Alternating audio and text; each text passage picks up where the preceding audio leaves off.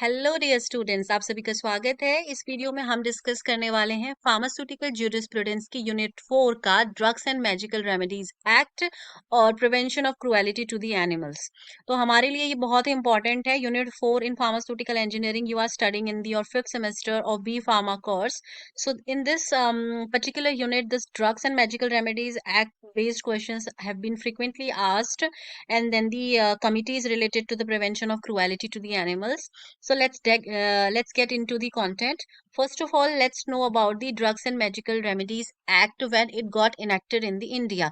So Drugs and Magical Remedies Act got enacted in 1954, and the rules regarding this act were framed after a year, that is on 1955. So first of all, let's understand what was the need of introducing this particular act. Since we know that advertisement plays a major role in marketing or in sale of any product. When you advertise something unrelated to the medicine, unrelated to the drugs, it is okay, right? But what happens जब advertisements आपका drugs से related या medicine से related होते हैं, so उसमें control होना बहुत जरूरी है, ताकि मेडिसिन जो हैं वो आपका कस्टमर सिर्फ एडवर्टीजमेंट देखकर ना लेना शुरू कर दें। क्योंकि क्या होगा, अगर एडवर्टीजमेंट में कोई मेडिसिन का आपका प्रचार प्रसार होता है, so it leads to self medication. तो सेल्फ मेडिकेशन की वजह से बहुत सारे साइड इफेक्ट्स आते हैं without knowing the proper dose, right time to take it, the frequency of dosing. What happens, you start self medicating yourself and you start experiencing some sort of side effects. So since we know that advertisement किसी भी product को या services को introduce करने का एक बहुत ही अच्छा मेजर है। ड्रग्स एंड कॉस्मेटिक मैन्युफैक्चरर्स बहुत ज्यादा पैसा इन्वेस्ट करते हैं इन प्रकार के एडवर्टीजमेंट्स पर।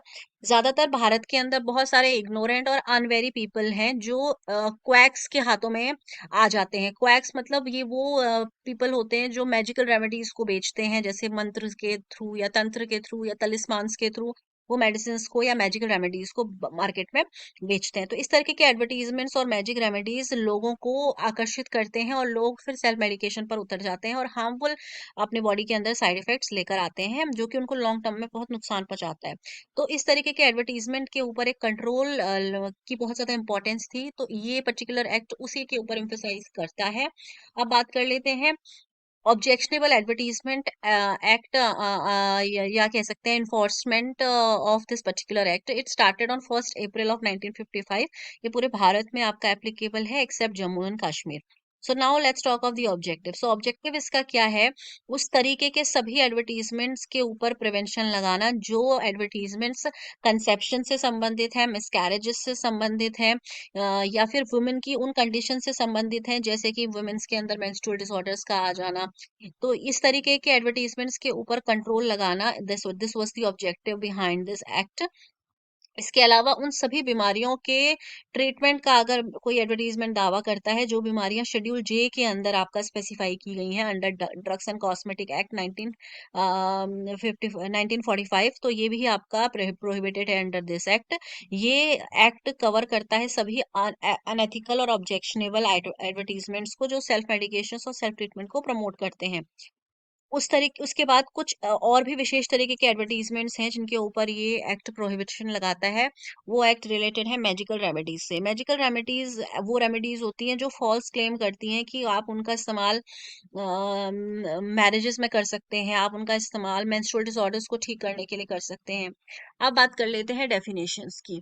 सबसे पहले समझते हैं एडवर्टीजमेंट किसे कहा जाता है। So the term advertisements covers all the labels, wrappers, notices, circulars, and all oral and visual announcements, and even announcements made by using sound or smoke.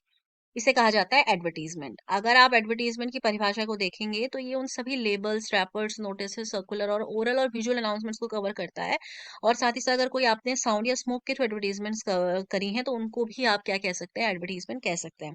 Now let's talk of magical remedy. Magic remedy का मतलब ये वो उन सभी तलिस्मान, मंत्राज या फिर तंत्राज को include करता है जो ये विश्वास दिलाते हैं कि ये इनके अंदर एक मैजिकल पावर है फॉर डायग्नोसिंग, मिटिगेटिंग, प्रिवेंटिंग और ऑल्टरिंग द स्ट्रक्चर और function of humans and on animal's body. Next comes RMP. Registered medical practitioner stands for a person who holds a degree or a qualification granted by the authority specified in Section 3 of the Indian Medical Act of 1916. उसे कहा जाएगा registered medical practitioner.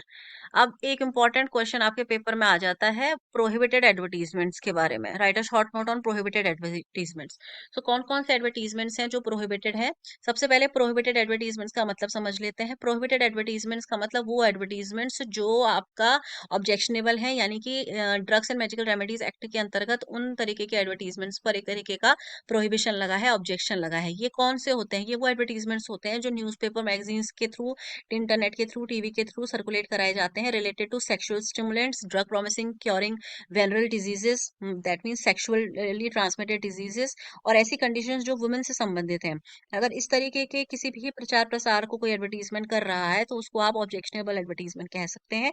ये अलग अलग तरीके के होते हैं और अलग अलग तरीके के एडवर्टीजमेंट इस एक्ट के अंतर्गत प्रोहिबिट किए गए हैं। पहला, अगर आपका एडवर्टीजमेंट रिलेटेड है to the miscarriages, to treating the miscarriages और कंट्रासेप्शन इन द वुमन, अगर वुमेन्स के अंदर कंट्रासेप्शन या मिसकैरेज से संबंधित अगर कोई एडवर्टीजमेंट है, दैट इज प्रोहिबिटेड। सेकंड, अगर कोई आपका एडवर्टीजमेंट वुमेन की मेंस्ट्रुअल प्रॉब्लम को ट्रीटमेंट का दावा करता है, इसके अलावा अगर सेक्सुअल प्लेजर या फिर ह्यूमन की सेक्सुअल लिबिडो को इंक्रीज करने का या एनहांस करने का, मेंटेन करने का अगर कोई एडवर्टीजमेंट है, उसको भी प्रोहिबिट किया जाता है इस एक्ट के अंतर्गत। उसके अलावा अगर कोई मिसलीडिंग एडवर्टीजमेंट है जो फॉल्स इंप्रेशन देता है about the true nature of a drug, that will also be prohibited.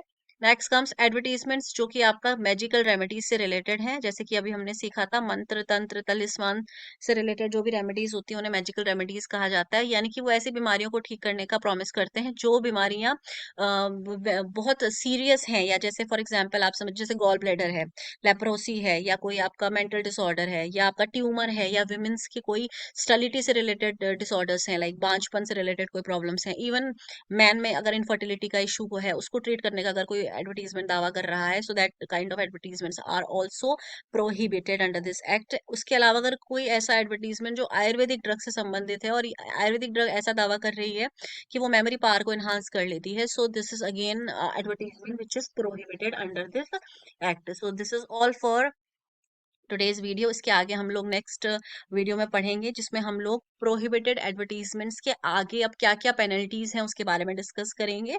Thank you so much for watching this video. If you are new to this channel, do not forget to subscribe and share with your friends. Thank you so much.